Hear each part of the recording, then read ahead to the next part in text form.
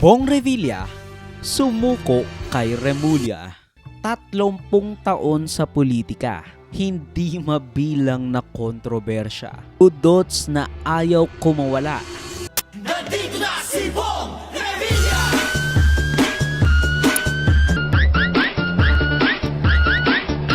Tapos, dahil gumana raw last time, inulit pa. Nandito na si Bong Revilla!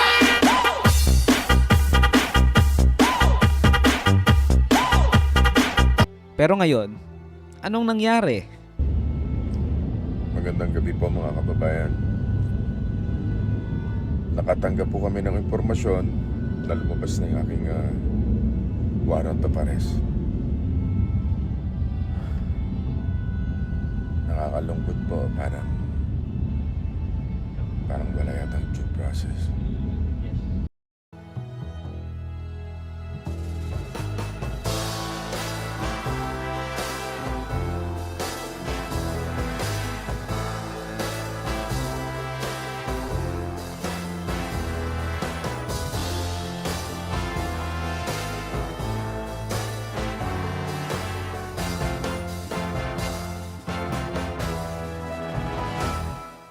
Sumuko na si dating Senador Bong Revilla sa Camp Crame kasama ang kanyang mga kamag-anak nang lumabas ang arrest warrant laban sa kanyang parte over the billion-peso flood control scandal na yumanig sa buong Pilipinas. Pero, we're not at all surprised kasi they are the usual suspects. Kinasuhan kasi si Revilla along with the BGC boys Bryce Hernandez at JP Mendoza among others ng Ombudsman over na 93 million pesos na ghost flood control sa Pandi, Bulacan. Ano nga ba yung sinampang kaso laban kay Revilla? Malversation of public funds at graft sa pamamagitan ng pamimeke ng mga dokumento without recommendations for bail. Ibig sabihin, kahit magbayad sila ng kung ano-ano, kung magkano man, hindi sila makakalabas sa kulungan. At ang maganda pa dito, nasa Payatas, Quezon City Jail siya. So, walang special treatment tayong makikita. Kahit na magbayad siya ng 90,000 pesos para sa graft case niya, wala pa ring takas sa malversation. Following an exhaustive investigation in collaboration with the Department of Justice involving the examination of voluminous documents, conducting field verification, and assessment of sworn statements from community witnesses, the Office of the Ombudsman determined that there exists probable cause to file criminal charges in connection with an alleged 92.8 million peso ghost infrastructure project in Pandi, Bulacan. The project was awarded on March 28, 2025. Accordingly, we informed the public that criminal informations have been filed before the Sandigan Bayan against several officials of the DPWH Bulacan 1st District Engineering Office and Senator Ramon Bong Bautista Revilla Jr. The informations allege that the respondents conspired to facilitate the release of approximately 76 million pesos for the supposed construction of a flood control project in Purok 5, Barangay Bunsuran, Pandi, Bulacan. A project which, based on official inspection and witness accounts, was never implemented. At least sinunod ng kanyang fellow Caviteño Boying Remulla yung sinabi niya nung ilang buwan na ang nakakalipas na hindi plunder ang gagamitin kasi nga mas mahirap yon patunayan at overrated na siya. Yun ang dahilan kung bakit nakalaya yung iilan dyan, kung bakit sila nakakapag-post ng bail, kung bakit sila nakakalaya, nakakatakbo ulit, kung bakit lagapak yung mga dati nilang kaso. Kasi nga, plunder agad, hindi malversation of public funds, which is far easier to actually prove in court. Now, plunder is overrated. Through all these years, I think there's only been one conviction for plunder. That's why we are looking at other crimes that are easier to prove. Because plunder nga is overrated. It's full of holes already.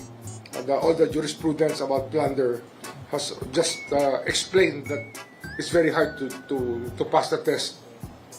No, isinuko niya rin sa kanyang kapwa dinastiya, kapwa Caviteñong kapatid ni Ombudsman Boying Remulla na si DILG Secretary John Vic Remulla ang 21 na baril as he settles down sa Quezon City Payatas Jail.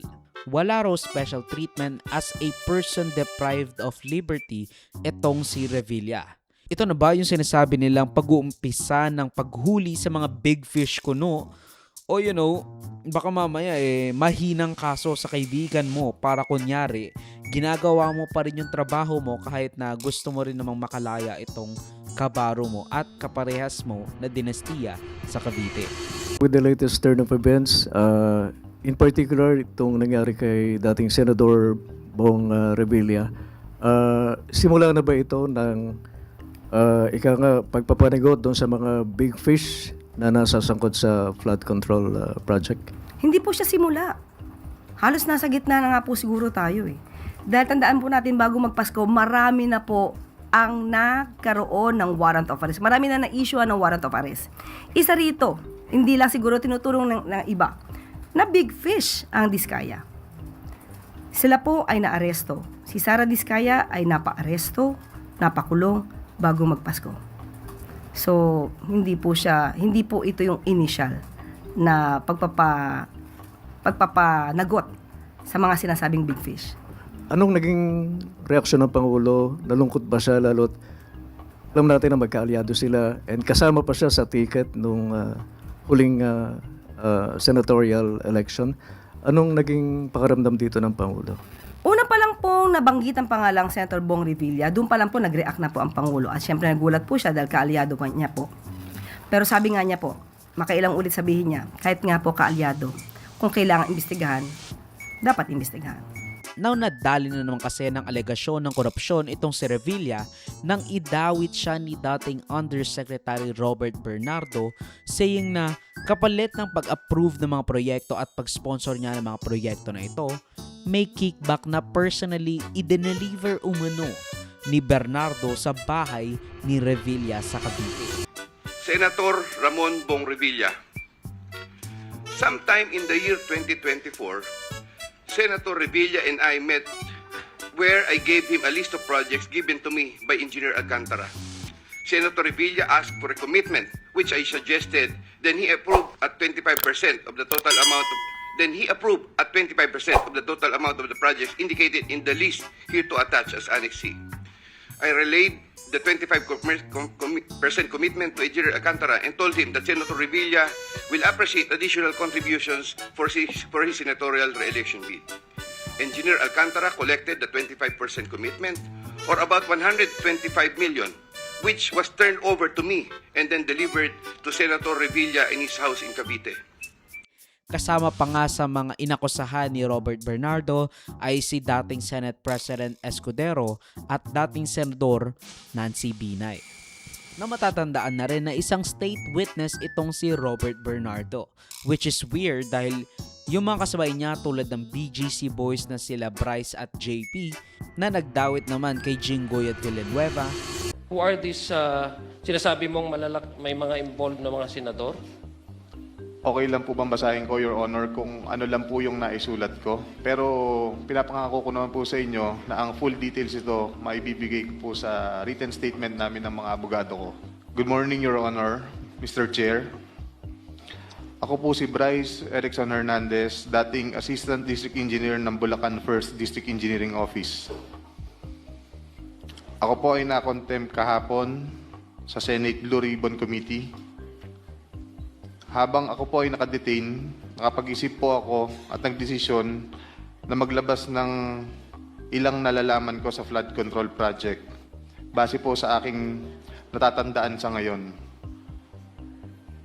Tama po si Senator Lacson na ang mga engineers ng DPWH ay tila naging legman o bagman na lang. Kung tatanungin niyo po ako kung sino o kanino kami naging bagman, sasagutin ko na po ngayon. Sabi ni Senator Marcoleta kahapon, ligtas ka na. Hindi po ito totoo.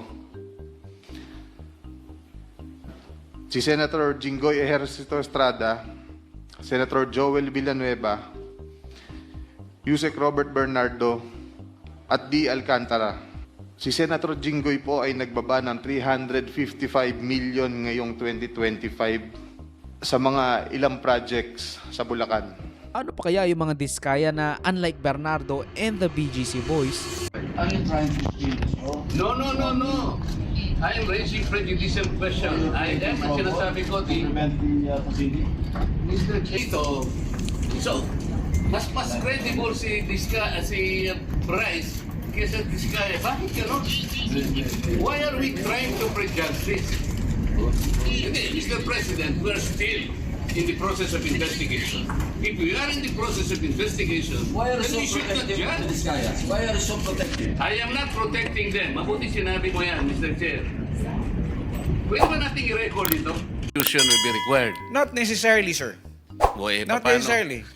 Ito kailangan sabihin ko, palagi kasing sinasabi ng mga ibang tao, I am trying to defend the Diskayas. No, I am trying to maintain what the law says and provides. Yes, you may respond. Again, we take exception to the statement of the good senator that we are being selective.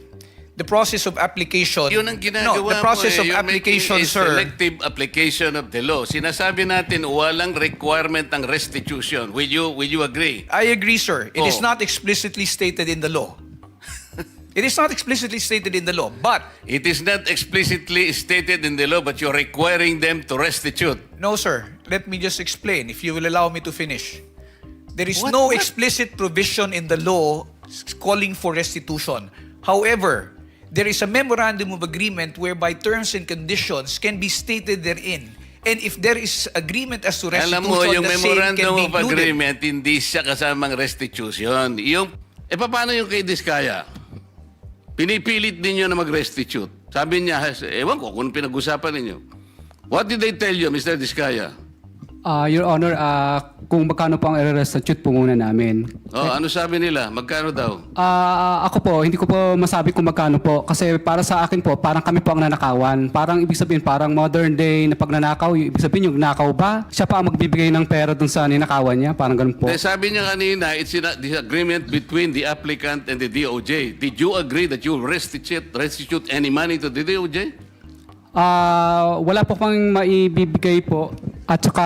Yun na nga, because wala kang maibigay, hindi kanya ipoprocess under the Witness Protection Program. Is that not correct? hindi ko po alam, Your Honor, kung... Mr. Chair, paano to? Ito si Mr. Diskaya, he was the first, tsaka yung asawa niya who applied under the WPP. The problem is, ang sabi ng dating DOJ Secretary, hindi, kinakailangan isoli muna yung mga pinagnanakaw.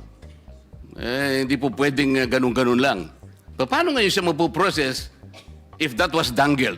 sumailalim sa restitution program as proof na fully cooperating sila sa mga otoridad at wala silang itatago. That they are not the most guilty and at the very least, gusto nilang isole as part of compensation para naman sa, parang konsolasyon na lang yan sa mga tao na magsusoli sila ng milyones na kanilang nanakaw.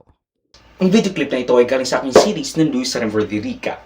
Check the entire videos for the complete weekly news recap and subscribe to the channel to be kept up to date sa mga local at global news na I'll make sure will be interesting to you. Particularly you, whatever your name is. Hindi ko alam, sorry. Salamat sa panonood mga ka-farmy. Like, subscribe, follow me like sa socials and avoid Joseph that will be linked down below. So, susunod, of course. Paalam.